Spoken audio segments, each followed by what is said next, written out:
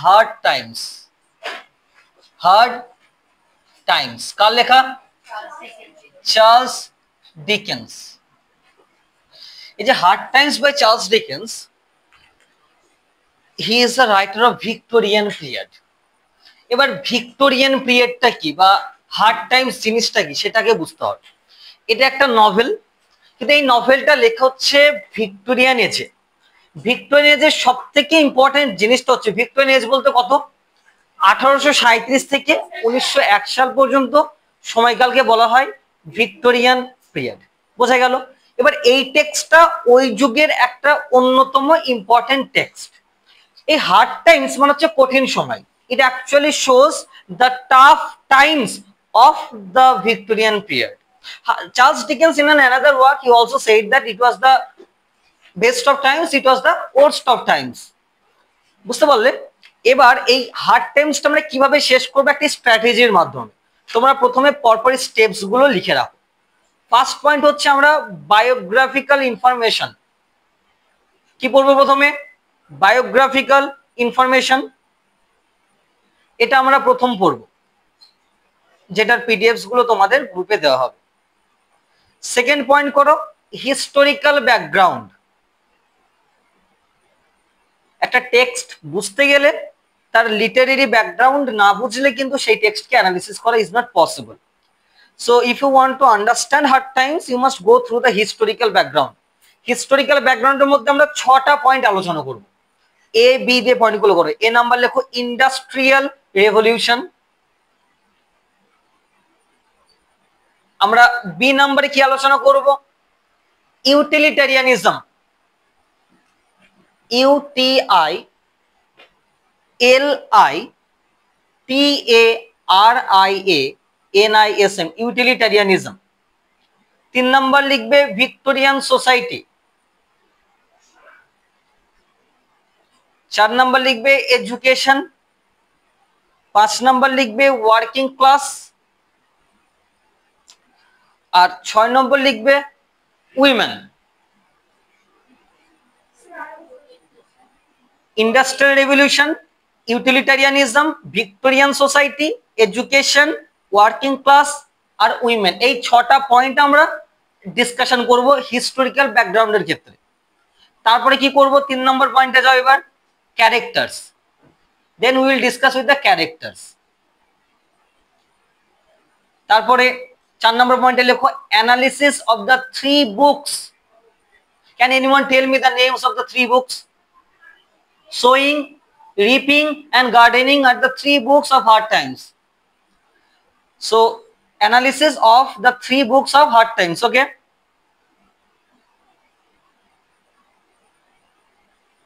আর last point আমরা কি করব? Chapter wise analysis. Chapter wise analysis. Okay, so আমরা এইভাবে স্টেপ বাই স্টেপ হার্ড টাইমসকে কমপ্লিট করব। Okay, so hard times, remember hard times is actually a text that actually shows the picture of Victorian society as it is. Victorian society ঠিক যেমন সেটাকেই তুলে ধরছেন Charles Dickens, এবং Charles Dickens is the best writer of Victorian society. আরো Victorian সোসাইটির কারা writer আছে? রবার্ট ব্রাউনিং আছে, তোমরা খুব ভালোভাবে জানো। চার্লস ডিকেন্স তার মধ্যে সব থেকে বেশি পপুলার। বুঝতে পারলে? লর্ড অ্যালফ্রেড টেনিসন আছে। কিন্তু আজকে আমরা যেটা পড়বো হার্ড ডিকেন্স। এই হার্ড ডিকেন্স পড়া মানে ভিক্টোরিয়ান এজকেই পড়া। বুঝতে পারলে? তার মানে আমরা প্রথমে এবার হার্ড টাইমস সম্পর্কে কিছু জিনিস লিখে রাখবো। পাবলিকেশন ডেটটা লেখো। হার্ড টাইমস এর পাবলিকেশন ডেট লেখো 1854। 1854। ওকে, এটা হচ্ছে publication date of hard Times. জনরাটা লেখো তো, মানে কোন genre means literary type. Genre means literary type.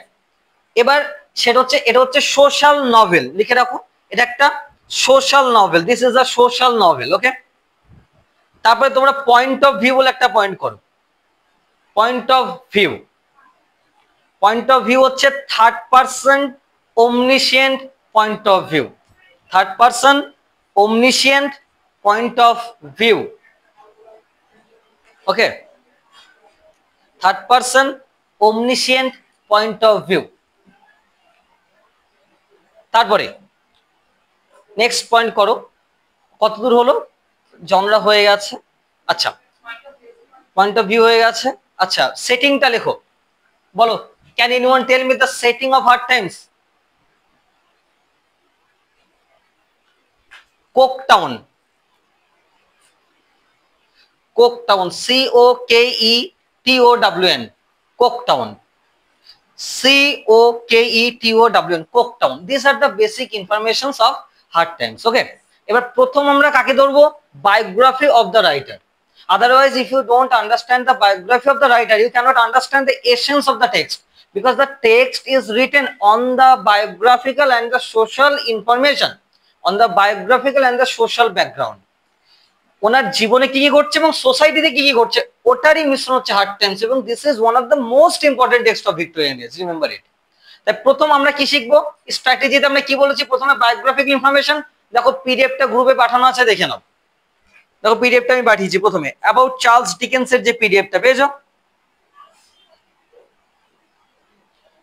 খুব ভালো করে দেখবে। চার্লস ডিকেন্স উনি জন্মেছেন ইংল্যান্ডে 1812 সালে। ফ্যামিলি ব্যাকগ্রাউন্ড হচ্ছে he was the second of 8 children, বাবার 2 নম্বর সন্তান। বুঝতে পারছো? ওনার লিটারেরি কেরিয়ার যদি দেখো, উনি মেন যে টেক্সটগুলো লিখেছেন তার মধ্যে পপুলার হচ্ছে অলিভার টুইস্ট, যেটা 1837 এ লেখা, David Copperfield, Bleak House, Hard Times. তোমাদের কোনটা আছে? এই হার্ড টাইমসটা আছে। গ্রেট এক্সপেকটেশনস আর A Christmas Carol, this are the main works of Charles Dickens, but you have to read Hard Times. So ওনার জীবনের কাহিনী শুনবে। চাইল্ডহুড পভার্টি, উনি কিন্তু ছোটবেলায় খুব পভার্টির মধ্যে দিয়ে জীবন কাটিয়েছেন। বুঝতে পারলে? দেখো at age 12 Dickens worked in a blacking factory, মানে শু পলিশ ওয়ার হাউসে উনি কাজ করতেন মাত্র 12 বছর বয়সে। এবং ভিক্টোরিয়ান এজে এই যে কাজ করে এবং চাইল্ড লেবার মারাত্মকভাবে বেড়ে গিয়েছিল। আমি একটু পরে যখন ইন্ডাস্ট্রিয়াল রেভলিউশন ডিল করবো এগুলো নিয়ে আলোচনা করবো। দেখো, এবং হি ফেল্ট অ্যাবান্ডান্ট অ্যান্ড ডিহিউম্যানাইজড, এবং তাদেরকে কিন্তু এই যে চাইল্ডদের কিন্তু চাইল্ড মনে করা হতো না। Suppose if you read Oliver Twist, ওখানেও দেখবে যে অলিভার টুইস্ট যে বাচ্চা ছেলেটা আছে তাকে না কফিন তৈরি করার কাজ দেওয়া হচ্ছে, but he is treated as if that he is not a human being at all. বুঝতে পারলে? এই যে চাইল্ডদের প্রতি এই যে ক্রুয়েলটি, এটা কিন্তু একটা ইম্পর্টেন্ট থিম। এই সমস্ত থিমগুলো আসছে ইন্ডাস্ট্রিয়াল রেভলিউশন আর ইউটিলিটারিয়ানিজম থেকে। যখন আমরা হিস্টোরিক্যাল ব্যাকগ্রাউন্ড গুলো ডিল করবো আমাদের এটা পরপর ক্লিয়ার হয়ে যাবে। আচ্ছা, তাহলে ব্যাকগ্রাউন্ডটা আমরা বুঝতে পারছি রাইটারের। আচ্ছা, this experience shaped his sympathies for child labour, কারণ উনি নিজে চাইল্ড লেবারে থেকেছেন। দেখতে পাচ্ছ factory workers and the poor, যেটা হার্ড টাইমসে রিফ্লেক্ট হচ্ছে। উনি কি দেখাচ্ছেন? Harsh conditions in ককটাউন। ওকে, ককটাউন কিন্তু একটা ইমাজিনারি টাউন। ওকে, এখানে আমরা আরো ক্যারেক্টার্স কাকে দেখতে পাই? স্টিফেন ব্ল্যাকপুল নামে একজন ক্যারেক্টার আছে, যিনি এই হার্ড টাইমস এর একজন শিকার, যিনি ইন্ডাস্ট্রিয়াল রেভলিউশনের একজন শিকার। আচ্ছা, আমরা আরো কি দেখতে পাচ্ছি বায়োগ্রাফিক্যাল ব্যাকগ্রাউন্ডে? এই টেক্সটটাতে তোমরা যা কিছু দেখতে পাবে, উনি তো একটা জায়গায় কাজ করছে, একটা ফ্যাক্টরিতে, সেখানে তিনি যা যা কষ্ট পেয়েছেন সেটা কোন টেক্সটে তুলে ধরছেন? এই টেক্সটে। কোন চরিত্রের মাধ্যমে? স্টিফেন ব্ল্যাকপুলের মাধ্যমে তিনি তুলে ধরবেন। আচ্ছা, criticism of the Victorian education system দেখতে পাচ্ছ? উনি এই টেক্সটে কি দেখাচ্ছেন? ভিক্টোরিয়ান এডুকেশন সিস্টেমকে ক্রিটিসাইজ করছেন। কেমন ভাবে? Dickens received limited formal schooling and dislike the rigid discipline heavy style of teaching. তখন যে পড়াশোনাটা পড়ানো হচ্ছে mainly fact based education. It means that there is no imagination and there is no emotion of education. বুঝতে পারছো? এই যে জায়গায় দাঁড়িয়ে উনি কিন্তু এই টেক্সটটা তুলে ধরছেন। সেই জন্য প্রথম লাইনটা দেখবে হার্ড টাইমসের, I want only fact and probably it is facts, এইভাবে একটা লাইন আছে দেখবে, যে ফ্যাক্ট চাই, ফ্যাক্টটা চাই আমাদের। তাই তো? বলো কি আছে? We only need facts, facts facts facts. Yes.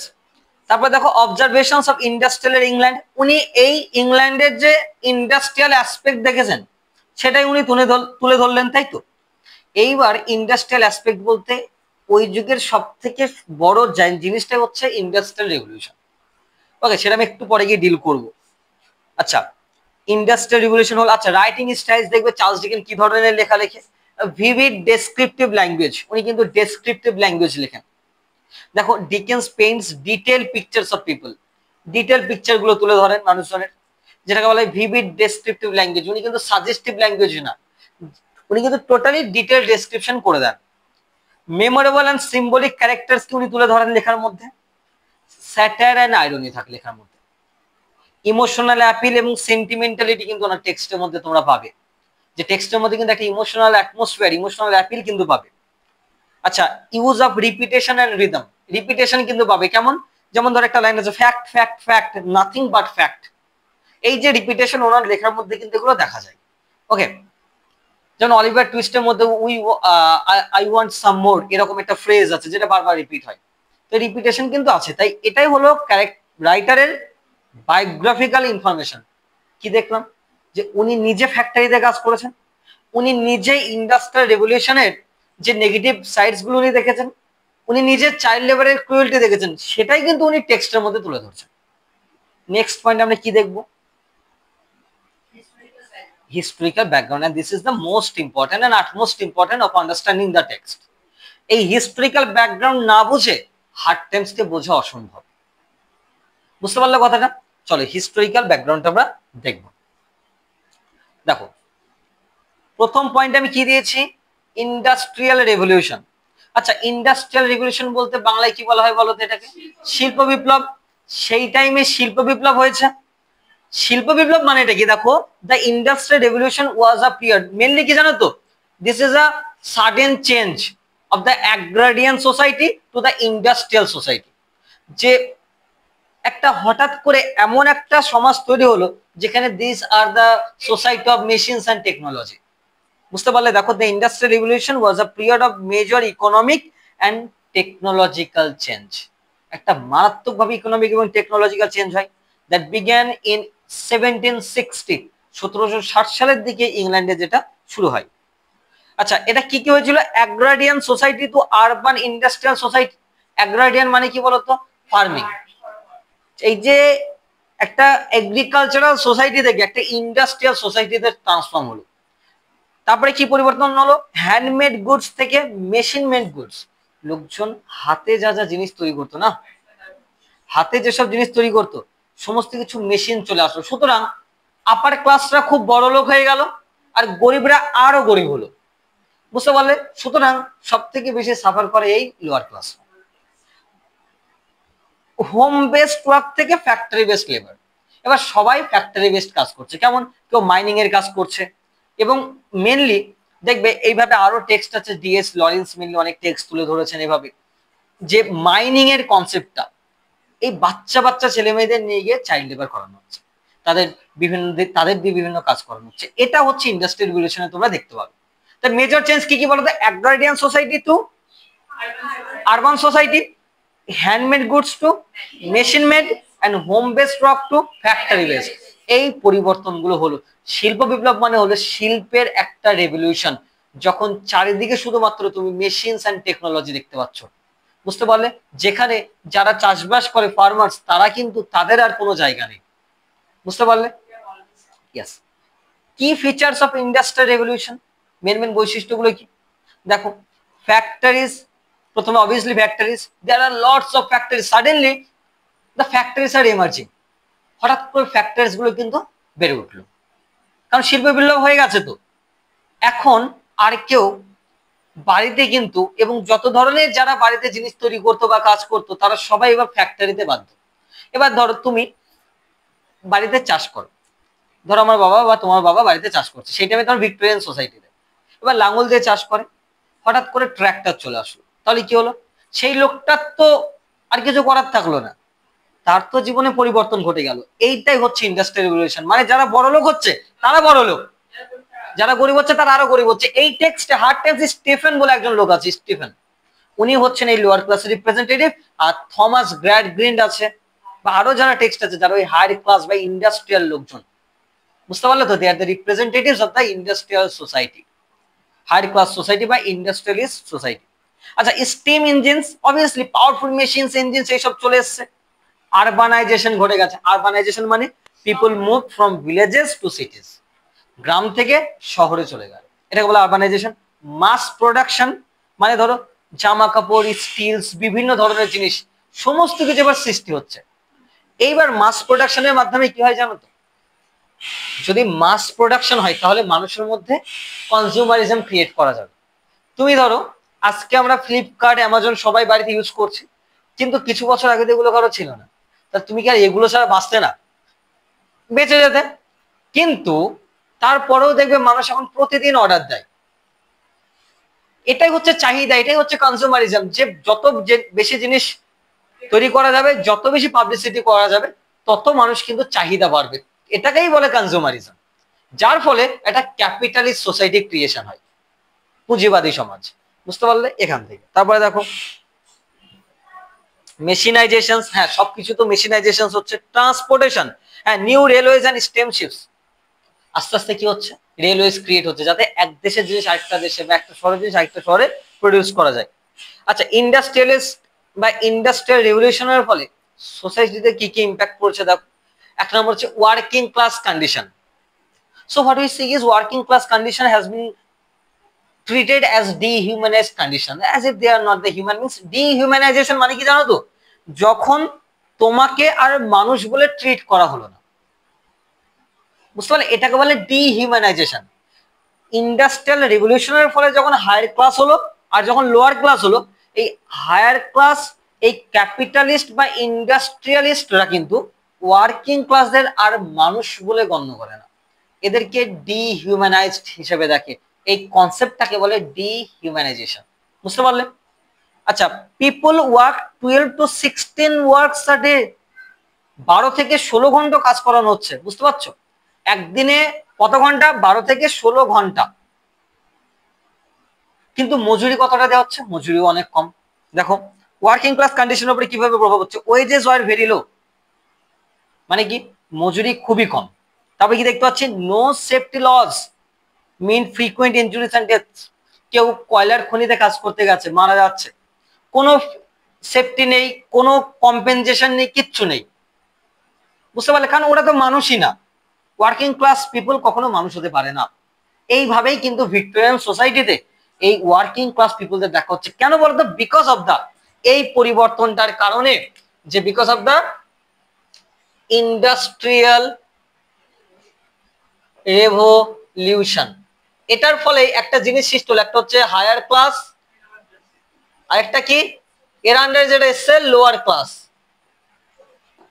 বুঝতে পারলে? এখান থেকে ডিহিউম্যানাইজেশনের কনসেপ্ট আসছে। এবার এই প্রতিটা কনসেপ্ট সবকটা তোমাদের হার্ড টাইমসে আছে। Any question? Okay, living conditions. এরপরে লিভিং কন্ডিশন কেমন হলো দেখো। Rapid urban growth lead to overcrowded dirty slums. দেখো শহরে গিয়ে বিভিন্ন বস্তি টস্তি ক্রিয়েট করা হলো, বস্তিতে তারা থাকছে কারণ তাদের জন্য প্রপার প্লেসও কিন্তু নেই। এবার তারা কিভাবে থাকছে, এই কন্ডিশনটাও খুব ইম্পর্টেন্ট। বুঝতে পারলে তো? তারপরে দেখো ক্লাস ডিভিশন ক্রিয়েট হচ্ছে, অবভিয়াসলি এটা বুঝতে পারছো। তার মানে ইন্ডাস্ট্রিয়াল রেভলিউশন থেকে কিভাবে ক্লাস ডিভিশনটা হলো, এটা বুঝতে পেরেছো? তোমাদের পুরো টেক্সটে এটাই দেখতে পাবে, ইন্ডাস্ট্রিয়াল রেভলিউশনের একটা থিম। বুঝতে পারলে? তারপরে দেখো রেসপন্স এন্ড রিফর্ম। হ্যাঁ, এর ফলে অনেক ট্রেড ইউনিয়ন হয়েছে, ওয়ার্কার্সরা অনেক সময় তারা প্রোটেস্ট করেছে, কিন্তু সেভাবে কোনো লাভ হয়নি। বুঝতে পারলে? কারণ ক্যাপিটালিস্টদের বিরুদ্ধে প্রোটেস্ট করা কিন্তু is not possible for the working class people. যদিও কিছুজন চেষ্টা করেছে, তারা ব্যর্থ হয়েছে। দেখো as problems worsened, people started demanding change. Workers formed trade unions, তারা ট্রেড ইউনিয়ন গড়েছে। সোশ্যাল রিফর্মার্স এন্ড রাইটার্স, কারা? যেমন চার্লস ডিকেন্স, এরা লেখালেখির মাধ্যমে জিনিসটাকে চেঞ্জ করতে চেয়েছে। লজ আর ইভেনচুয়ালি পাস্ট, যেমন ফ্যাক্টরি অ্যাক্টস বলে একটা অ্যাক্ট পাস্ট হয়েছে। এই জিনিসগুলো কিন্তু পরিবর্তন করছে because of the Victorian society. Okay, আচ্ছা, ইন্ডাস্ট্রিয়াল রেভলিউশনের কনসেপ্টটা হার্ড টাইমসে কিভাবে আছে দেখবে। ককটাউন, যেটা এই গল্পের setting, is a in the novel is a fictional industrial city inspired by Manchester. Manchester হচ্ছে আসল সিটি, ওইটাকেই ইমাজিনারি নাম দিয়েছে কি ককটাউন। বুঝতে পারলে? যেমন ধরো ফ্যাক্ট কিভাবে দেখতে পাচ্ছি ইন্ডাস্ট্রিয়াল রিভলিউশনের notion in the hard times, you will see that প্রথমেই দেখো ফ্যাক্টরি সিস্টেম। ফ্যাক্টরি সিস্টেম কিন্তু খুব মারাত্মকভাবে আছে কোথায়? It was a town of red brick where the piston of the steam engine worked monotonously up and down like the head of the elephant. দেখতে পাচ্ছ এখানে নোশনসটা আছে কিভাবে ফ্যাক্টরি সিস্টেমের কথাটা তুলে ধরা হচ্ছে। ওয়ার্কার এক্সপ্লয়টেশন দেখতে পাবে স্টিফেন ব্ল্যাকপুল, যিনি হার্ড টাইমসে একজন ক্যারেক্টার, তিনি কিভাবে একজন working class and how he is being continuously exploited, you will see it that. বুঝতে পারলে? ইমোশনাল ড্যামেজ হচ্ছে কিভাবে, people are treated like machines. দেখো মানুষজনকে কিন্তু মেশিনের মতনই ট্রিট করা হচ্ছে, they are not considered as human beings, it is called the dehumanization, I have already told you. So human beings are not the human beings, like they R machines. বুঝতে পারলে? তাদের যাই হয়ে যাক না কেন, তাদের সারাদিন কাজ করে নিয়ে যেতে পারে, কিন্তু তাদের কোনো কিছু হওয়ার কথা নয় according to the capitalist society. বুঝতে পারলে? ইমোশনাল ড্যামেজটা কিন্তু আমরা দেখতে পাচ্ছি। হ্যাঁ, আচ্ছা আরেকটা জিনিস, এর লং টার্ম এফেক্টসটা কি থেকে গেছে, কিছু পজিটিভ দিকও হয়েছে ইন্ডাস্ট্রিয়াল রেভলিউশনের, কিছু নেগেটিভ দিক। পজিটিভ দিক কি কি হয়েছে দেখে নাও। ফাস্টার প্রোডাকশন অফ গুডস, জিনিসপত্র খুব তাড়াতাড়ি সৃষ্টি করা সম্ভব হচ্ছে, তাই না? এই যে তুমি এখন একটা জিনিস কিনবে, তুমি হঠাৎ করে এখন ফ্লিপকার্টটা বার করেই অর্ডার করে দিলে, কালকের মধ্যে তোমার বাড়ি চলে আসছে। এই যে ফাস্টার প্রোডাকশন অফ গুডস এবং ফাস্টার প্রোডাকশন অফ ডেলিভারি, এই জিনিসটা কিন্তু শিল্প বিপ্লবের ফলে হয়েছে। যে জিনিসটা তৈরি করতে 5 দিন লাগতো সেটা এখন 1 ঘন্টা বা 1 দিন লাগে। বুঝতে পারলে? আচ্ছা, টেকনোলজি দেখবে কিছুদিন আগেই, মানে whenever we are child in our childhood we have seen that, যে ধান ঝাড়াই করা মেশিন পাওয়া যেত দেখতে, যে দুজন লোক তারা পা দিয়ে মেশিনটাকে চাপ দিচ্ছে আর ধানটাকে সামনে রাখছে, ধানটা ওদিক ঝাড়াই হয়ে ওদিকে চলে যাচ্ছে, তাই না? কিন্তু এই জিনিসটা কনসেপ্টটা নেই। এখন সবাই কি করে, ধান ঝাড়াই করার জন্য তাদের নিজস্ব গাড়ি আছে, বিভিন্ন মেশিনস আছে, তারা এসে মাঠেই ওই কাজ করে দেয়। এবার বলো, যাদের ওই মেশিনস গুলো ছিল আর যারা ওইটা করেই কাজ চালাতো তাদের কি হলো? তাদের কিন্তু বাধ্য হয়ে সেই প্রফেশন ছাড়তে হয়েছে। They have suffered a lot. Technological innovation হয়নি পজিটিভ এফেক্টের মধ্যে? টেকনোলজিক্যাল ইনোভেশন তো হয়েছে। আচ্ছা, ইকোনমিক গ্রোথ হয়েছে দেখতে পাচ্ছ, middle class expanded profession, engineering, teaching, management, এই সমস্ত প্রফেশন ক্রিয়েট হচ্ছে, আস্তে আস্তে প্রফেশনও বাড়ছে। আচ্ছা, লিভিং স্ট্যান্ডার্ড ইমপ্রুভ হচ্ছে। নেগেটিভ সাইড কি কি, এক্সপ্লয়টেশন অফ দ্য ওয়ার্কার্স, সাধারণ মানুষদের শোষণ। আরেকটা কি, ডিপ ক্লাস ডিভিশন হচ্ছে, ব্যাপকভাবে ক্লাস ডিভাইড করা হচ্ছে এখানে। আরবান ক্রাউডিং করা হচ্ছে, মানে শহরে প্রচুর পরিমাণে লোক বেড়ে যাচ্ছে, কারণ তারা গ্রামে থাকলে না খেতে পেয়ে মারা যাচ্ছে। বোঝা গেল? আর এনভায়রনমেন্টাল পলিউশন হচ্ছে না, মানে কি, because of the industrial revolution, because of the smokes of the industrial revolution, because of the factories, মানে the nature is suffering at the backdrop। বুঝতে পারলে? সেই কারণে ভিক্টোরিয়ান এজের আগের এজটা ছিল ওয়ার্ডসওয়ার্থের এজ, রোমান্টিক এজ, যেখানে the nature was actually a virginal landscape, but in the Victorian age the nature had been polluted because of what? Because of the factories, because of the industrial revolution। Okay, এটাই হচ্ছে এই টেক্সটের একটা background, শুধু এই টেক্সটের নয়, this is the background of the entire age of Victorian period. আচ্ছা, এবার নেক্সট ব্যাকগ্রাউন্ডটা কি, ইউটিলিটারিয়ানিজম, তাই না? আচ্ছা, ইউটিলিটারিয়ানিজম কি জানো কেউ? Nurjan, can you say what is utilitarianism? Anyone? Utilitarian হচ্ছে বা ইউটিলিটারিয়ানিজম হচ্ছে এই টেক্সটের আরেকটা থিম, আরেকটা নোশন। ইউটিলিটারিয়ানিজম মানে কি, যখন কোনো কিছু কন্ডিশনের উপরে দাঁড়িয়ে থাকে, যে কোনো জিনিস কন্ডিশন মানে শর্তের উপরে দাঁড়িয়ে থাকে, এটাকেই বলে ইউটিলিটারিয়ানিজম। মানে তুমি যাই করবে দেয়ার ইজ আ কন্ডিশন, তার মানে অর্গানিক বলে কিছু নেই, কিন্তু এভরিথিং ইজ ইউটিলিটারিয়ান। মানে ইউটিলিটারিয়ানিজম নোশনটা মানে কি, যেখানে তুমি যাই করো না কেন একটা শর্ত ইজ দেয়ার, একটা কন্ডিশন ইজ দেয়ার। ইউটিলিটারিয়ানিজমের অপোজিট হচ্ছে অর্গানিক। বুঝতে পারলে? যেমন আজকের যুগের রিলেশনশিপ কেমন হয়ে গেছে, সব ইউটিলিটারিয়ান রিলেশনশিপ।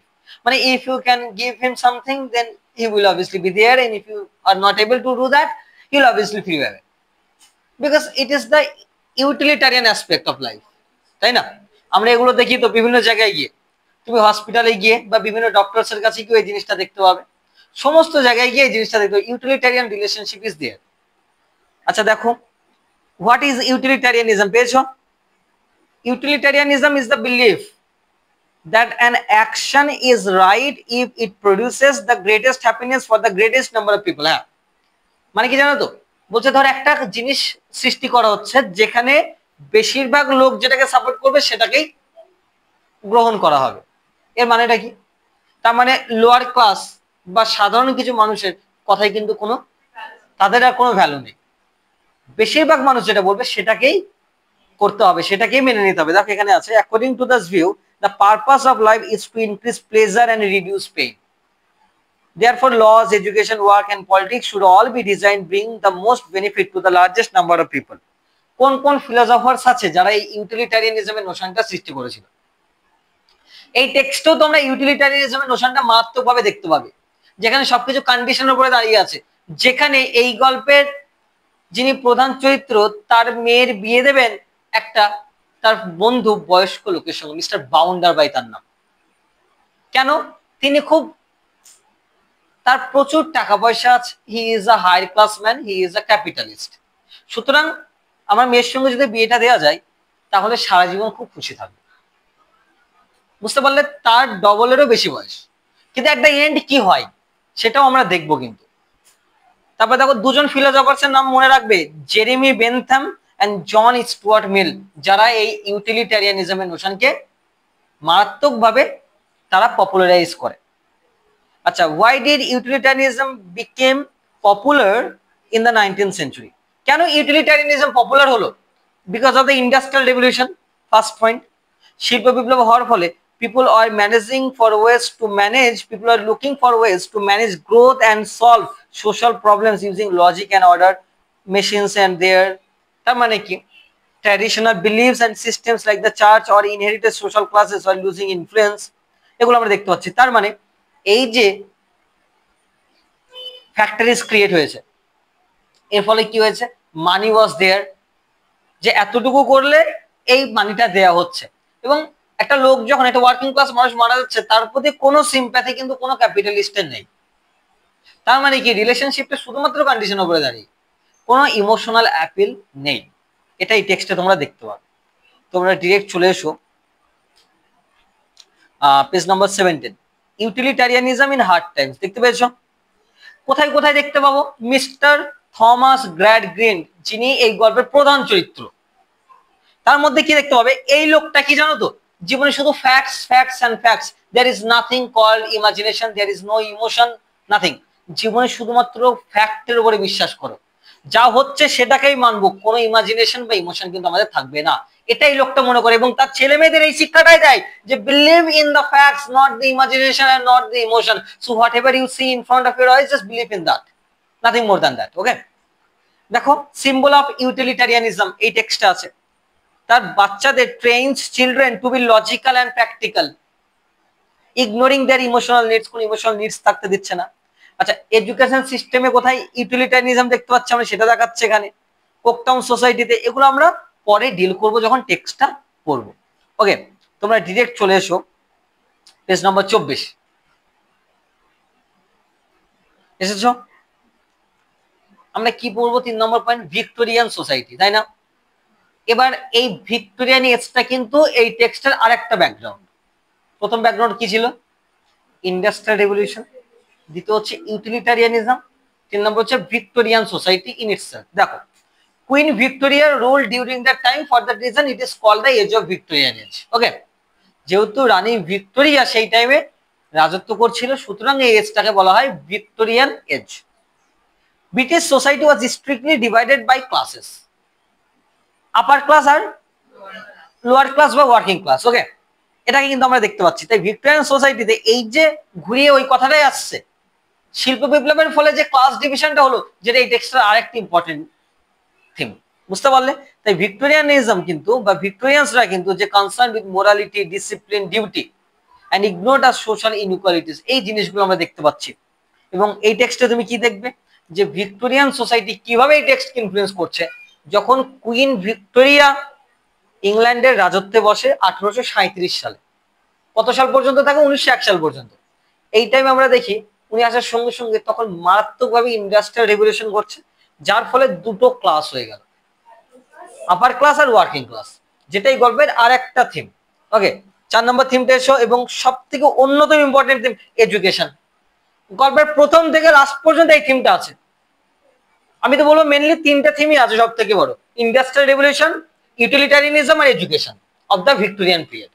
কিভাবে ভিক্টোরিয়ান যে শিক্ষা কিভাবে দেওয়া হচ্ছে, যে there is no emotional appeal in education, just focus on the facts and the logic. যা তুমি দেখছো লজিক্যাল সেটাকেই প্রুভ করো, কোনো ইমোশন থাকবে না, কোনো ইমোশনাল অ্যাপিল নেই, নাথিং ইজ দেয়ার। এটাই শেখানো হচ্ছে ভিক্টোরিয়ান পিরিয়ডে। তো এই জিনিসটা, এই যে শিক্ষা ব্যবস্থাকে স্যাটায়ার করেছে, স্যাটায়ার মানে জানো তো মক করা, ক্রিটিসাইজ করা। এই টেক্সটে থমাস গ্র্যাডগ্রিন একজন স্কুল টিচার, দেখবে প্রথমেই উনি ক্লাসরুমে এসে বক্তব্য দিচ্ছেন। উনি বক্তব্য দিতে দিতে উনি প্রথম লাইনটাই দেখবে বলছে I want only the facts. টেক্সটটা দেখি, টেক্সটটা দাও তো। Now I want only the facts. এই দেখো তোমাদের, if you read the text, প্রথমেই আছে now what I want is facts. আমার কি চাই? শুধু facts. Teach this boys and girls nothing but facts, facts alone are wanted in life. মানে there is nothing important than facts, because facts are something that you give you a perfect and rational way of life. Thomas Gradgrind তার ছেলে মেয়েকে ঠিক এটাই শেখায়। এবার তার ফলে কি হয় সেটা আমরা পরে গিয়ে দেখবো, বুঝতে পারলে? তার মানে এডুকেশন সিস্টেমকে কিন্তু স্যাটারাইজ করছে না। তার মানে education system is becoming highly satirised in this text of the Victorian period. যে focusing on the text, focusing on the logic is not the sufficient information for education. Emotional appeal থাকতে হবে, না হলে শুধুমাত্র মেশিনসে ক্রিয়েট হবে, there will be no emotional appeal. দেখো আমরা দেখতে পাচ্ছি সেটা থমাস গ্র্যাডগিনের মধ্যে। আচ্ছা, ওয়ার্কিং ক্লাস কন্ডিশন দেখতে পাচ্ছ, যেটা অলরেডি চলে গেছে। কোথায় গেছে? ইন্ডাস্ট্রিয়াল রেভলিউশনের মধ্যে আমরা দেখতে পেয়েছি, যেটা workers begins to organise and protest করলো যেটা। আচ্ছা, লাস্ট কন্ডিশন হচ্ছে উইমেন। এই টেক্সটে উইমেনদের একটা কনসেপ্ট আছে, যেটা থমাস গ্র্যাডগিনের যে ডটার, উনি কিন্তু এইটাকে রিপ্রেজেন্ট করবেন। দেখো উইমেনদের কিভাবে দেখো তো ভিক্টোরিয়ান পিরিয়ডে। Women are expected to be obedient, domestic and emotional. যে women are considered as very social, as domestic, and they are considered as marginalized. তারা বাড়িতে থাকবে, রান্না টান্না করবে, and they are considered as a physical object for men. Okay, so these are the concepts that have been done in this text. So womenদের কিভাবে দেখা হতো সেটা দেখো। However, industrial poverty forced many women, যদিও কিন্তু ইন্ডাস্ট্রিয়াল রিভলিউশন আসার পরে অনেক মহিলাকে বাধ্য হয়ে কাজ করতে হয়েছে, বুঝতে পারলে তো? কিন্তু উইমেনদের কিভাবে দেখা হতো? লিমিটেড রিসোর্স হিসাবে। দেখতে পাচ্ছ এই টেক্সটের মধ্যে আমরা সেটা দেখতে পাবো। এই হচ্ছে হিস্টোরিক্যাল ব্যাকগ্রাউন্ড। তার মানে পয়েন্টস গুলো আমরা কি কি দেখলাম বলো তো এক এক করে। মেনলি যে পয়েন্টস গুলোর উপরে দাঁড়িয়ে আছে এই টেক্সটটা, 1 নম্বর হচ্ছে ইন্ডাস্ট্রিয়াল। আচ্ছা, 2 নম্বর কি? Utilitarianism. Number 3 education. These are the most important theme. এই টেক্সট আমরা দেখতে পাচ্ছি, these are the most important topics and these are the backgrounds. These are not the backgrounds only, these are the themes of the text. এটাই background, এই কটাই theme এই টেক্সটের। তোমাদের পরীক্ষাতে কোশ্চেন আসবে এর উপরে। Hard times as a utilitarian text আসতে পারে, hard times as a industrial, মানে the background of hard times আসতে পারে, বা hard times is dealing with the education. সেভাবে আনসার তোমাদের দিয়ে দেবো। বা কিভাবে ইউটিলিটারিয়ানিজমের নোশনটা আসছে সব থেকে ইম্পর্টেন্ট, বুঝতে পারলে? এবার এই this are the backgrounds of hard Times. Now we will move into the characters of hard Times. বুঝতে পারলে টেক্সটটা কিন্তু বেশ বড় টেক্সট। এবার যাদের পড়া হয়েছে তাদের তো খুব সুবিধা হবে যখন তোমরা আনসার লিখবে। তাছাড়াও আমি ইন ডিটেল আলোচনা করে দিচ্ছি। বলো, if anyone has any problem regarding the background, কোনো প্রবলেম আছে ব্যাকগ্রাউন্ড নিয়ে? ইউটিলিটারিয়ানিজমের নোশনটা বোঝা গেছে, যে যখন সবকিছু কিসের উপর বিলিভ করা হচ্ছে, দেয়ার ইজ আ কন্ডিশন, একটা শর্তের উপর দাঁড়িয়ে, এবং ফোকাস করছে একটা মেজরিটি অফ দ্য পিপল। কোনো কিছু সমাজে তৈরি হচ্ছে মেজরিটি অফ দ্য পিপলের উপর ফোকাস করে তৈরি হবে। কেন? কারণ মাইনর পিপলদের আর তাদেরকে আর গ্রহণযোগ্য করা হচ্ছে না, they are not considered as the major people, and for that reason they will be considered as neglected. Okay, এই ব্যাকগ্রাউন্ড গুলোর উপরে দাঁড়িয়ে কিন্তু টেক্সটটা। বলো, কারো কোনো অসুবিধা নেই? হার্ড টাইমস কঠিন সময় কেন বুঝতে পারলে এবার? বলো এবার, কোনো প্রবলেম? কেন এটা কঠিন সময়? Riya, why is it a hard times? Because of the industrial society, because of the utilitarianism, because of the education position during that time. Hard times for the working class people, yes. This is the hard times for the working class people. It is Charles Dickens, very good point. Charles Dickens is writing from the perspective of the working class people. Suppose একজন যদি একজন capitalist society perspective থেকে লেখে, this will be that the name of the text will be best times, তাই নয় কি? কিন্তু এটা একটা ওয়ার্কিং ক্লাসের পার্সপেক্টিভ থেকে লেখা, এবং এই সমস্ত জিনিসগুলো নিয়ে কেন লেখা জানো তো? যাতে এগুলোকে সমাজ থেকে সরানো যেতে পারে। মানুষের লিটারেচার কি, সাহিত্য কি? Literature is the reflection of society. সমাজে যা হচ্ছে বা literature is the reflection of psyche, তোমার মধ্যে যা হচ্ছে, সমাজে যা হচ্ছে, সেগুলোই তো তুলে ধরবে কোথায়? সাহিত্যে, যাতে এগুলো রিফরমেশন ঘটানো যায়। বুঝতে পারলে? এই জায়গায় দাঁড়িয়ে কিন্তু হার্ড টাইমস টেক্সটটা লেখা, এই ব্যাকগ্রাউন্ডের উপরে দাঁড়িয়ে। This is a Victorian text. তার মানে ভিক্টোরিয়ানিজমের নোশনটা আশা করছি ক্লিয়ার হয়েছে, বুঝতে পারলে? এবার ক্যারেক্টারসে আসবো। সামনে এক্সাম, খুব ভালো করে রেডি করো যতগুলো যা যা দিয়েছি, হ্যাঁ? কারণ এরপরে পরপর এখন একদিন বা দুটো করে ক্লাস লাগবে, সব কমপ্লিট হয়ে যাবে, ঠিক আছে? কিন্তু তোমরা খুব ভালো করে নোটস গুলো রেডি করো। আমি আজকে থিংস ফল অ্যাপার্টে দেখো নোটস দিয়েছি, আমি পরে শেষে বুঝিয়ে দিচ্ছি। টোটাল হোমওয়ার্ক দিয়ে দেবো, টাইমে টাইমে প্রত্যেকে যেন কাজটা করে দেবে। বলো।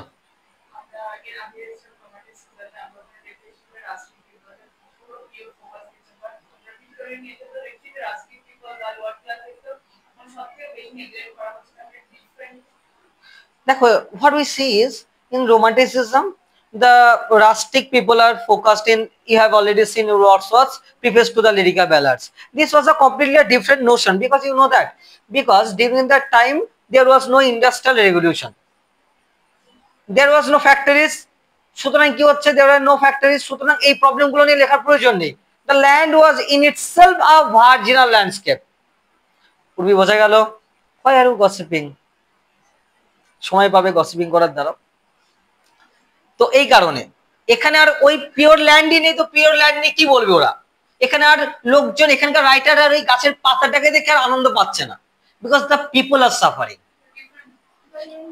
হ্যাঁ, অবভিয়াসলি। এবং এনভায়রনমেন্ট পলিউশন হচ্ছে মারাত্মক ভাবে, সবকিছু হচ্ছে। শুধু এনভায়রনমেন্ট পলিউশন না, এই যে মানুষজন যে ডিহিউম্যানাইজড, এটাও কিন্তু একটা মারাত্মক কনসেপ্ট, বুঝতে পারলে? সেই কারণে এখনকার লোকদের তুমি দেখবে না, Wordsworth is not writing Tintern Abbey, Wordsworth is not writing daffodils, S T. Coleridge is not writing Kubla Khan. এই ধরনের টেক্সটটা লেখা হবে না এখন। এখন লেখা হবে কোন ধরনের? হার্ড টাইমস, অলিভার টুইস্ট, এই ধরনের টেক্সট লেখা হবে, যেখানে ওয়ার্কিং ক্লাস পিপলদের, কেন লিটারেচার কি করে, মোমেন্টকে ধরে, ওই মুহূর্তে কি চলছে সেটাই তো তুলে ধরবে। সেই জন্য এখন আর রাইটার্সরা বসে বসে তারা ওই ইমাজিনারি ল্যান্ডস্কেপে গিয়ে কিন্তু তারা ওই গাছের পাতাগুলোকে বা ওই ওয়াটারফলসকে রিপ্রেজেন্ট করতে আসছে না। So this is something that is completely different from the romantic notion. বুঝতে পারলে তো? এই জায়গা থেকে আমরা দেখতে পাচ্ছি। Okay, any questions? Puja, any questions? Any question? Debjan, any question? Now let's move into the another topic, that is character list. এই ব্যাকগ্রাউন্ড থেকে এবার আমরা ক্যারেক্টার লিস্টে যাব। Then you can only understand the text, otherwise the notions will be delivered to you will not be understood by you. এবং background কোন টেক্সটের কেন করবে? ব্যাকগ্রাউন্ড না পড়লে যে কোনো কোয়েশ্চেনের, তুমি পড়ার বাইরে কোনো কোয়েশ্চেনের আনসার করতে পারবে না, কিন্তু ব্যাকগ্রাউন্ড জানা থাকলে তোমার পড়ার বাইরের কোয়েশ্চেনও তুমি আনসার করতে পারবে। এবং তুমি যেভাবে পড়লে, যদি ঠিকঠাক করে বাড়িতে পড়তে পারো, এই টেক্সটটা তুমি এবার অন্য কাউকে পড়াতে পারবে, যেটা প্রথম থেকে শেষ পর্যন্ত, কারণ তার আর কোনো সমস্যা থাকবে না। দেখবে অটোমেটিক্যালি তুমিও তাকে বোঝাতে পারছো টেক্সটটা। সেজন্য এটা টেক্সট যখন পড়বে, ব্যাকগ্রাউন্ডের পরে আসবে আসল টেক্সটে, বুঝতে পারলে? তবেই কিন্তু আসল ভাবে টেক্সটটা পড়া হবে। এবার ক্যারেক্টারিস্টেশন 3 নম্বর পিডিএফ ওপেন করো। Okay, now this is the time for analysing the characters. Thomas Gradgrind is the protagonist of the novel. Thomas Gradgrind কে? A strict schoolmaster and later a member of parliament. He believes in facts and rational thinking only. যিনি rational thinking এ believe করেন এবং একজন school master. He raises, আচ্ছা উনি higher ক্লাসকে represent করছেন, কিন্তু he raises his children without love or imagination. বুঝতে পারলে কথাটা? তার বাচ্চাদেরও বা তার ছেলে মেয়েদেরও, ছেলে মেয়ের নাম কি? একজনের নাম হচ্ছে লুইজা, একজনের নাম হচ্ছে টম। তাদের ছোটবেলা থেকে শেখাচ্ছে যে there is always focusing on the facts. বুঝতে পারছো? তো উনি এবার এই যে এডুকেশন সিস্টেম, উনি যে একজন স্কুল টিচার, ক্লাসে গিয়ে ক্লাসের স্টুডেন্টদের কি শেখাচ্ছেন? যে always focus on the facts. তার মানে তুমি যদি শুধু ফ্যাক্টস শেখো তাহলে কি হবে জানো তো? তুমি রাস্তার থেকে বার হলে, তুমি ট্রেনটা ধরবে, 5টা মিনিট পরে ট্রেন, তোমার সামনে একটা লোক অসুস্থ হয়ে পড়ে গেল, একজন বৃদ্ধা মহিলা, হয়তো সে রাস্তা পার হতে পারছে না, কিন্তু তুমি if you are focusing on fact, তুমি 5 মিনিট পরে গেলে তো ট্রেনটা পাবে না, তো তুমি ট্রেনটা আগে দৌড়ে ধরতে যাবে। বুঝতে পারলে? কারণ তোমার মধ্যে এখন ইমোশনাল অ্যাপিল নেই। এবার এই এডুকেশন ব্যবস্থা কি ঠিক ব্যবস্থা? না, কখনোই না। Education must be an amalgamation of facts and imagination, দুটোই থাকতে হবে। এবার থমাস গ্র্যাডকিন উনি কি আলটিমেটলি সাকসেসফুল হন এই শিক্ষা ব্যবস্থার দ্বারা? না, উনি নিজেই প্রতারিত হন এই ফ্যাক্ট শিখে। সেটাই এই গল্পের মেন থিম আমাদের। তাই এডুকেশন সিস্টেমকে স্যাটারাইজ করছেন যখন উনি বলছেন focus only facts. Louisa Gradgrind হচ্ছে ওনার মেয়ে, raise to value only facts. কিভাবে তৈরি করা হয়েছে? শুধু ফ্যাক্টসে কি করো? ভ্যালু করো। She becomes emotionally lost and enters a loveless marriage with Mr. Bounderby. And whatever we see that as the story is continuing, we will see that how Louisa is actually being married to her father's friend, Mr. Bounderby. এবং এই বিয়েটা কিন্তু ভেঙে যায় because of the lack of emotion. দেখো, এই যে Thomas গ্র্যাডগ্রিন যাকে দেখছো তোমরা, এই লোকটাকে যখন দেখছো না, থমাস গ্র্যাডগ্রিন, এই লোকটার একটা কনসেপ্ট শুনে রাখো। এই লোকটার তো একটা ছেলে টম আর মেয়ে হচ্ছে লুইজা। এই লুইজার বিয়ে কার সঙ্গে হয়? এই গ্র্যাডগ্রিনের একজন ফ্রেন্ড বাউন্ডারবাই। এই লোকটা তো মানে এই লুইজার থেকে ডবলেরও বেশি বয়স। সুতরাং so what we say is whenever there is a marriage, there is some emotion, there must be some emotional appeal, and if there is no emotional appeal deep in the marriage will be broken down because of the lack of emotion. So the girl was raised as emotionless, and whenever she was actually being married, her husband was the industrialist and she was also emotionless. So there is no emotion between the husband and wife. For that reason, Louisa was disappointed with her husband because there is no emotion. And if there is no emotion between the husband and the wife, then obviously the marriage will be broken down. Okay, a relationship cannot go without the emotion. Okay, a relationship can never be a stable relationship until or unless there will be a full of emotions. Okay, so সেটাই আমরা দেখতে পাচ্ছি। একটু পরে গিয়ে ওর মেয়েকে সারা জীবন শেখাবে facts and facts, এবং বিয়েও দিল তার বন্ধুর সঙ্গে যার বয়স অনেকটা বেশি। কিন্তু কেন দিল? কারণ তার প্রচুর টাকা পয়সা আছে মিস্টার বাউন্ডারবাই, এবং তার ছেলেও ওর বোনের বিয়ে হওয়ার পরে, দেখো এই বোনটা একটা ঘটনা শুনে রাখো, সবসময় ভাইকে নিয়ে খুব চিন্তিত। তো এই থমাস গ্র্যাডকিন ভাবছে যদি ওই বাউন্ডারবাইয়ের সঙ্গে যদি বিয়েটা দিতে পারি, তাহলে আমার মেয়ের ভবিষ্যৎ তো সেটেল হলোই, সাথে আমার ছেলেরও হলো। যখন বিয়েটা করে টম সাথে চলে যায় বোনের সাথে, দিদির সাথে, বুঝতে পারলে? ও যখন চলে যায় ওর বাড়ি থেকে থাকে কেন? ইকোনমিক প্রফিটের জন্য। কিন্তু আলটিমেটলি বিয়েটাই টেকে না। তাহলে বলো থমাস গ্র্যাডকিন ওই ফ্যাক্ট শিখে লাভ করলো না লস করলো? কারণ ও ফ্যাক্ট শিখে কি করলো? ও একটা বয়স্ক লোকের সঙ্গে বিয়েটা দিল, যার ফলে আলটিমেটলি ওর মেয়েটার জীবনটা নষ্ট হলো। যেখানে শুধুমাত্র এখানে দেখানো হলো fact is not only the ultimate solution of life, rather emotion must be the ultimate solution of life. Emotion is mandatory, otherwise a relationship cannot go on without the emotion.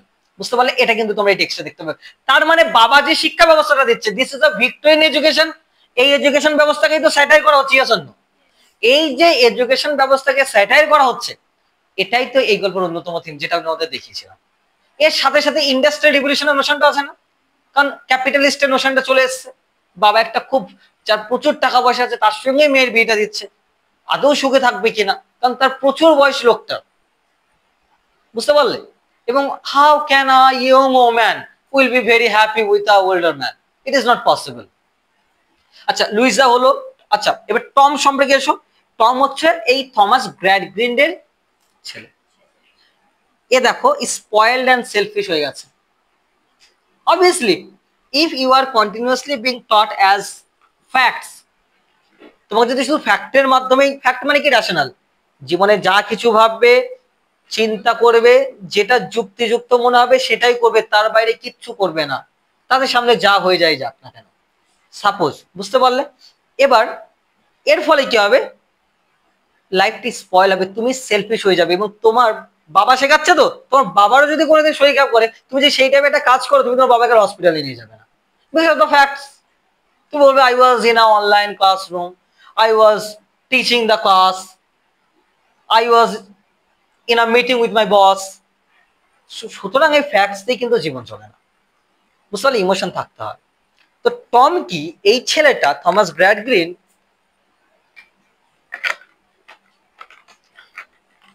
spoiled and selfish, he becomes corrupt and ultimately কি করে জানো এই ছেলেটা? robs a bank, একটা ব্যাংকে চুরি করে। Just imagine the scene, বুঝতে পারলে? এটা আমরা পরে আলোচনা করবো, যখন টেক্সটটা আলোচনা করব। এবং ও শুধু নিজে চুরি করে তাই না, দোষটা অন্য কারোর উপর চাপায়। কারোর উপর চাপায় যেন একটা ওয়ার্কিং ক্লাস ম্যানের উপরে চাপায় দোষটা, যার নাম স্টিফেন। তাহলে he is becoming a victim of the upper class exploitation. এই যে টম গ্র্যাড গ্রিন, যে এত কিছু থাকা সত্ত্বেও সে ব্যাংকে চুরি করতে গেল, বুঝতে পারলে? ব্যাংকে চুরি করতে গিয়ে দোষটা কার উপরে পড়েছে জানো? দোষটাও নিজে নিজেই করে দিয়েছে, কারণ ওই টাইমে ওই স্টিফেনকে ডেকেছিল ওই টাইম ওই জায়গাতে। সুতরাং স্টিফেনের উপরে সমস্ত রেসপন্সিবিলিটি গেল। এবার এই যে ছেলেটা যাকে ওর ভাবে এত কিছু সেগুলো ফ্যাক্টস, আলটিমেটলি কি হয় জানো? ওই ব্যাংকেরই একজন, যেটা হচ্ছে এই থমাস গ্র্যাড গ্রিনের স্টুডেন্ট, শেষে গিয়ে বলে yes your son is the culprit. তো তখন বলছে তুমি তোমার টিচারের, আমি তোমার টিচার, তুমি আমার প্রতি কোনো ইমোশন নেই, তুমি আমার ছেলেকে ধরিয়ে দেবে? স্যার আপনি তো বলেছিলেন there is no emotion in the world, always focusing on the fact. তখনই কিন্তু Thomas Gradgrind is disillusioned, বুঝতে পারলে? নিজেই ধোকা খেয়ে যায়, বুঝতে পারলে? আচ্ছা আরেকটা, তাহলে প্রথম থেকে কাকে কাকে দেখলাম বলো? Thomas Gradgrind, Louisa, Tom. Okay, 4 নম্বর ক্যারেক্টার দেখবে Josiah বাউন্ডারবাই।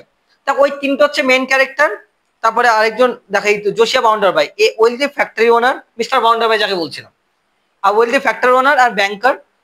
He boasts of being a self-made man, but is later revealed to be a liar. He represents the arrogance and hypocrisy of industrial capitalism. এই লোকটা নিজের জীবনে কি বলে জানো তো? যে আমার মা আমাকে ছোটবেলায় ছেড়ে চলে গিয়েছিল, আমি নিজে নিজে এত কিছু করেছি, এবং নিজেকে খুব বোস্ট করে। এবং এই লোকটা পরে গিয়ে দেখি কাকে বিয়ে করে? ওই লুইজাকে বিয়ে করে, কারণ এই যে থমাস গ্র্যাডগিনের ফ্রেন্ডকে, এই মিস্টার বাউন্ডারবাই। এবার আলটিমেটলি ও মিথ্যা বলে, ওর মা ওকে ছেড়ে যায়নি, ওর মা কিন্তু ছিল। গল্পের শেষে গিয়ে দেখবে তোমরা যে যে বারবার ওর ছেলের খোঁজ নেয়, অ্যাকচুয়ালি ওটা ওর মা, মিস্টার বাউন্ডারবাইয়ের, যে বৃদ্ধা মহিলা ছিল। এবার কথা হচ্ছে এই মিস্টার বাউন্ডারবাই ক্যারেক্টারটা কেমন? এর ক্যারেক্টার হচ্ছে ওই লুইজাকে বিয়েটা করেছিল, এবং এ হচ্ছে একজন ইন্ডাস্ট্রিয়ালিস্ট। এর কাছে কাজ করে কি? স্টিফেন, বুঝতে পারলে? আরেকজন ক্যারেক্টার দেখো স্টিফেন। এই 5 জন ক্যারেক্টার হচ্ছে মেইন ক্যারেক্টার, মনে রাখবে। স্টিফেনকে a poor, honest and a kind of factory worker, so he is actually the representative of the working class society. He is actually a true মানে he is exploited by the exploitation of the high class society. দেখবে Tom কিভাবে ওর উপর responsibility দিয়ে দেয়। দেখো a poor, honest and the kind of factory worker, কিন্তু এই যে ফ্যাক্টরি ওয়ার্কার, এই নোশনস গুলো কোথা থেকে আসছে বলো তো? সেই ইন্ডাস্ট্রিয়াল রেভলিউশনের ব্যাকগ্রাউন্ড থেকে আসছে। He is trapped in a miserable marriage. আচ্ছা স্টিফেন ব্ল্যাকপুলের একটা ঘটনা শোনো। ওর কিন্তু অলরেডি বিয়ে হয়ে যায়, বুঝতে পারলে তো? কিন্তু ও পরবর্তীকালে ও আবার একটা বিয়ে করতে চায়। ওর ওয়াইফটা কি ছিল? খুব ড্রাঙ্কেন, মদ খেয়ে থাকতো, এবং ও না ওর ওয়াইফকে ডিভোর্স দিতে চায়। তো যখন মিস্টার বাউন্ডারবাইকে গিয়ে বলে যে আমি ডিভোর্স দিতে চাই, তখন বলে as you are a working class man, you don't have any right to divorce your wife. কেন? তোমার কাছে তো সেই টাকা পয়সাটাই নেই যে তুমি উকিল ভাড়া করবে, তুমি ডিভোর্স দেবে, তোমার কাছে টাকা কোথায়? আর তোমার সেই, যেহেতু তুমি একটা ওয়ার্কিং ক্লাস ম্যান, বুঝতে পারলে? সুতরাং ওদের কিন্তু আর মানুষ বলেই গণ্য করা হয় না, এটাকেই বলে, বারবার বলছে, ডিহিউম্যানাইজেশন নোশনটা। এবার দেখো he represents the dignity and suffering of the working class. বোঝা গেছে? তাহলে 5টা ক্যারেক্টার কাকে কাকে দেখলাম বলো? বলো, থমাস গ্র্যাডগ্রিন, লুইজা গ্র্যাডগ্রিন, টম বাউন্ডারবাই আর হচ্ছে Stephen. These are the major characters of the text. And how Thomas Gradgrind, এখানে তো উনি হায়ার ক্লাস তো পড়ে, সাথে এডুকেশনটা উনি খুব ভালোভাবে রিপ্রেজেন্ট করছেন, যে education system of the Victorian England সেটাকে স্যাটার করা হচ্ছে এনার মধ্যে দিয়ে। আলটিমেটলি ছেলে মেয়েকে সারা জীবন ফ্যাক্ট শিখেও কোনো লাভ হলো না, গল্পটা আমরা পরে আস্তে আস্তে আরো ডিটেলে দেখবো। তারপরে কি দেখলাম, স্টিফেন যে একটা ওয়ার্কিং ক্লাসকে রিপ্রেজেন্ট করে, বুঝতে পারলে? তারপরে this text is actually a clash between the higher class and the lower working class, বুঝতে পারলে? While Stephen is actually representing the working class scenario, and the other characters, meaning Mr. Bounderby, Thomas Gradgrin, Tom, these are actually the representatives of the high class scenario. So this is not only the text of the satire on education or utilitarianism, that this is a text that is dealing with the clash between the higher class and the lower class. Higher class, lower class ক্লাসটা কিন্তু deal করছে। চলো next character দেখবো, Rachel, a gentle and a compassionate working class woman who loves Stephen. Stephen কে ভালোবাসে। She symbolizes moral purity, kindness, এই সমস্ত কিছু আছে। হ্যাঁ, ওয়ার্কিং ক্লাস ওম্যান তো। দেখো চার্লস ডিকেন্স কি করছে, ওয়ার্কিং ক্লাস ওম্যানদের কিন্তু অন্যভাবে রাখছে, যে এ কিন্তু খুব কাইন্ড, বুঝতে পারলে? আচ্ছা, আরেকজন ক্যারেক্টার দেখো, সিসি। এই যে সিসিটাকে, the daughter of a circus performer, একজন মেয়ে, এ কিন্তু ইমোশনাল মেয়ে, ঠিক আছে? একে এই স্টিফেন, এই যে থমাস গ্র্যাডগ্রিন যে আছে না, ওর বাড়িতে নিয়ে আসে এই সার্কাস পারফর্মারের মেয়েকে, কারণ ওর বাবা পালিয়ে যায়, ঠিক আছে, এই যে সিসির বাবা। সুতরাং সিসিকে এই থমাস গ্র্যাডগ্রিন বাড়িতে নিয়ে আসে। এটার পিছনে একটা কারণ আছে, কারণ হচ্ছে উনি বোঝাতে চেয়েছিলেন যে ইমোশনাল থেকেও ফ্যাক্ট অনেক ইম্পর্টেন্ট, আমি ফ্যাক্টটা তোমাকে শেখাবো, ঠিক আছে? এবার দেখো, এই Sissy, the daughter of a circus performer taken in by Gradgrind, though she struggles with facts, she is loving and imaginative, she becomes a symbol of emotional intelligence and humanity, বুঝতে পারলে? আচ্ছা, মিস্টার স্পারসিটটাকে, ওই mister বাউন্ডারবাই ছিল না ওনার, দেখো, housekeeper, she is proud, sneaky and obsessed with status. আচ্ছা, এই মিসেস স্পারসিট কিন্তু লুইজাকে দেখতে পারেন না, বুঝতে পারলে? মিস্টার বাউন্ডারবাই যে ওয়াইফ, লুইজা তো নাকি, এই যে মিসেস স্পারসিট কিন্তু লুইজাকে একটু দেখতে পারে না, শি হেটস হার। আচ্ছা, জেমস হার্ট হাউসটাকে দেখো, এ একজন আপার ক্লাস জেন্টলম্যান, একে একজন upper class gentleman who tries to seduce Louisa, যে লুইজাকে সিডিউস করার চেষ্টা করে। He represents the ideal aristocracy and more emptiness of the upper class, এবং আপার ক্লাসের মধ্যে যে কিভাবে অলসতা আছে এবং কিভাবে এমটিনেস আছে, মোরাল এমটিনেস, সেটা কিন্তু দেখা যাচ্ছে। এবার এই লোকটা লুইজাকে প্রপোজ করে, কিন্তু আলটিমেটলি লুইজা তাতে এগ্রি হয় না এবং সে আলটিমেটলি এখান থেকে চলেও যায়। এটা হচ্ছে মাইনর ক্যারেক্টার। আচ্ছা, মিসেস গ্র্যাডগিন্ড হচ্ছে ওই থমাস গ্র্যাডগিন্ডের ওয়াইফ, একজন উইক এবং সিকলি ওয়াইফ, অসুস্থ। আচ্ছা, বিটজার এসো, model student of Gradgrind's system. আচ্ছা, এ হচ্ছে একজন স্টুডেন্ট কার, ওই থমাস গ্র্যাডগিন্ডের। He grows up to be cold, selfish and unfeeling, showing the dangers of fact based education. এ কি করে, ওই শেষে গিয়ে ওই যে ওর ছেলেকে গিয়ে বলে যে your son is the culprit, বুঝতে পারলে? এ কিন্তু অ্যাকচুয়ালি স্টুডেন্ট কার, থমাস গ্র্যাডগ্রিন্ডের। আর লাস্ট ক্যারেক্টার হচ্ছে মিস্টার সেলারি, এ হচ্ছে ওনার অফ দ্য সার্কাস, ওই সার্কাস এর হচ্ছে ওনার, খুব minor character. He speaks with the lips, lips মানে কি, লিপস মানে একটু অদ্ভুত ভাবে কথা বলেছে, but shows deep compassion. Okay, so এইগুলো আমরা দেখতে পাচ্ছি, এখানেই হচ্ছে আমাদের ক্যারেক্টার লিস্ট। ওকে, তাহলে এবার আমরা আসবো কোথায়, আরেকবার ক্যারেক্টার্স গুলো দেখে নাও। থমাস গ্র্যাডগ্রিন্ড, দেখতে পাচ্ছ থমাস গ্র্যাডগিন, টম আছে, লুইজা আছে, তারপরে কি আছে মিস্টার বাউন্ডারবাইকে, এই লুইজার সঙ্গে বিয়েটা দেওয়া হলো বাউন্ডারবাই।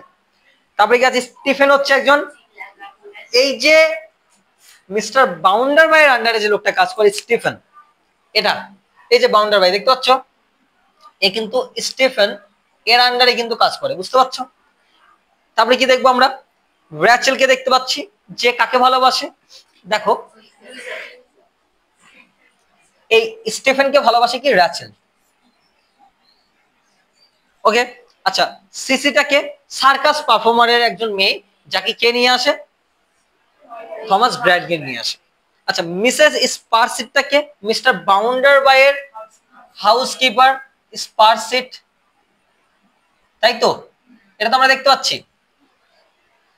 আচ্ছা, জেমস হার্ট হাউসটাকে আপার ক্লাস জেন্টলম্যান, যে কাকে সিডিউস করেছিল? লুইজাকে। আর হচ্ছে মিসেস গ্র্যান্ডগ্রেন, আর হচ্ছে এদিকে বিটসন, যে স্টুডেন্ট অফ থমাস গ্র্যান্ডগ্রেন।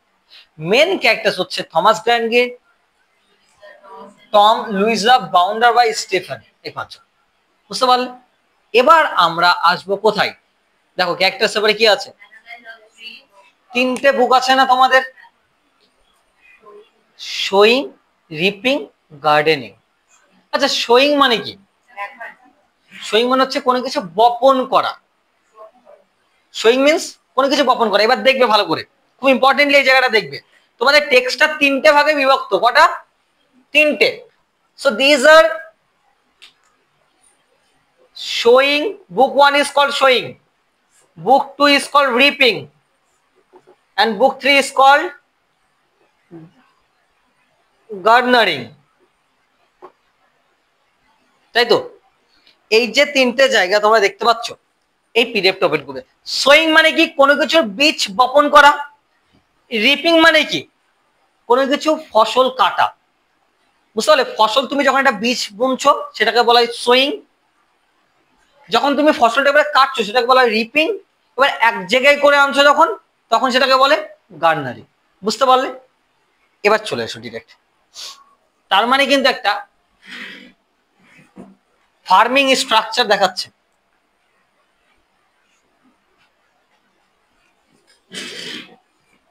চলো পরে পিডিএফটা ওপেন করো। এখানেই তোমাদের তিনটে বুক কিন্তু আছে। ওকে ওকে, দেখো হার্ড টাইমস এর তিনটে বুক আছে। কটা? তিনটে বুক আছে।